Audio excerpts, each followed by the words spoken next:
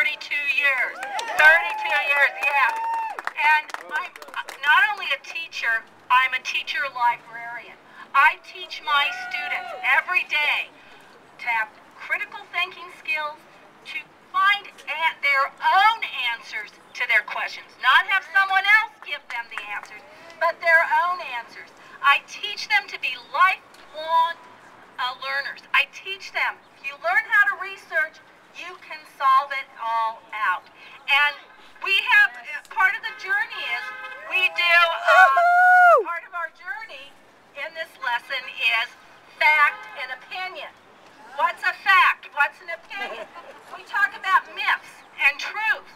We talk about fiction and nonfiction. And you know what? My goofy, wonderful sixth graders get the difference between fact and opinion. Yes. My eighth graders get it. My seventh graders. But you know, some of those Fox viewers, they don't get it. I'm just here. What are some of those myths? Well, I'm here to bust some of the myths about public sector unions and about education. The first myth, and well, before I even tell you what the myths are, who's creating these myths? Who's creating these myths? I'll tell you who's creating them. I call them the 400 Club. You know, those 400 people that own 56% of our wealth. That's who's creating the myth. Why are they creating the myth? So they can have even more. How about 100% of the wealth? We're not going to let them do that. So some of the myths that the Fabulous Four are creating and perpetuating are, you know, those public sector unions, they're full of a bunch of thugs. I'm not a thug. I'm a librarian.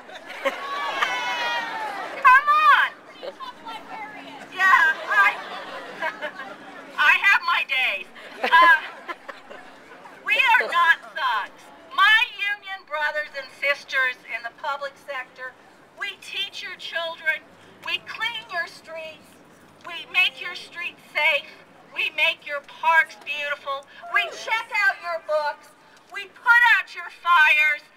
We are not thugs. We keep our cities and states running and civilized. No thuggery there. Yep.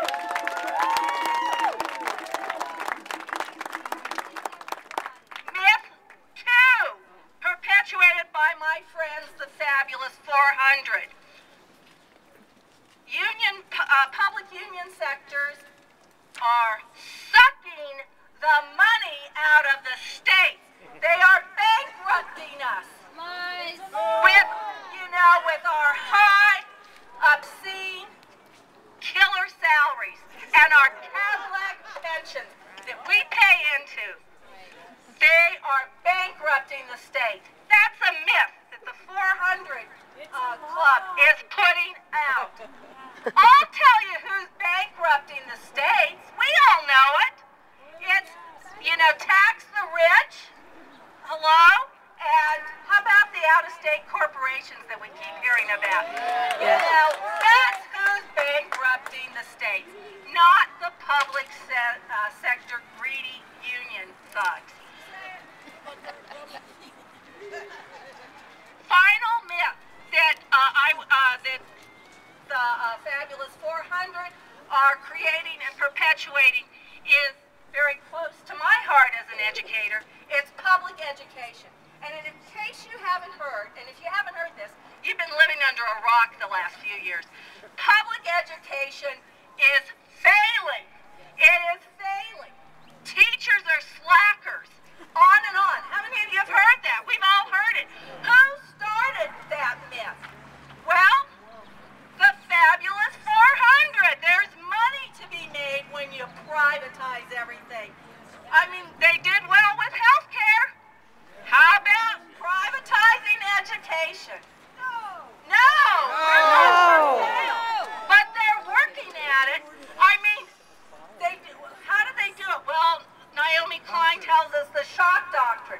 You form a crisis, you create a crisis, and then you take it over. And that's what has happened with public education. Yeah. Yeah. Yeah. Absolutely. So we have Mr. Gates. He's number 1 in the 400 club.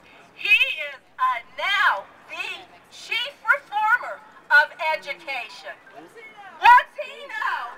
But he knows he can make a lot of money, so he makes a movie, Waiting for Superman. Everybody's talking about it. You lazy teachers. Students aren't learning. Fire the teachers. Close the schools. Hey, you know, not only was Mr. Gates the star of Waiting for Superman, do y'all know who financed it? A guy named Philip Anschutz. He's number 34 in the 400 club. He's kind of an eccentric billionaire. In fact, they call him the Christian billionaire. He gives all of his money to right-wing religious organizations and conservative causes. He is bad. And he gave the money to finance this piece of propaganda. And I'll let you connect the dots on what his agenda is. Are we going to let Bill Gates and number 34 and all of the rest of them buy public education, the foundation? The foundation of our democracy, the great equalizer. I'm telling you, it's not broken. And this teacher bashing, it's way unfounded. But it's all part of their plan. So in closing, and don't buy it, in closing, I think we are at a crossroads. We are at a crossroads right now. We can choose between the plutocracy, that wonderful, fabulous 400. We can give it to them, and they can own us. No. They own 56%. They want the rest. So the crossroads is, do we give them our lives? Or do we go with democracy? By the people, for the people, instead of for the corporations, by the corporations.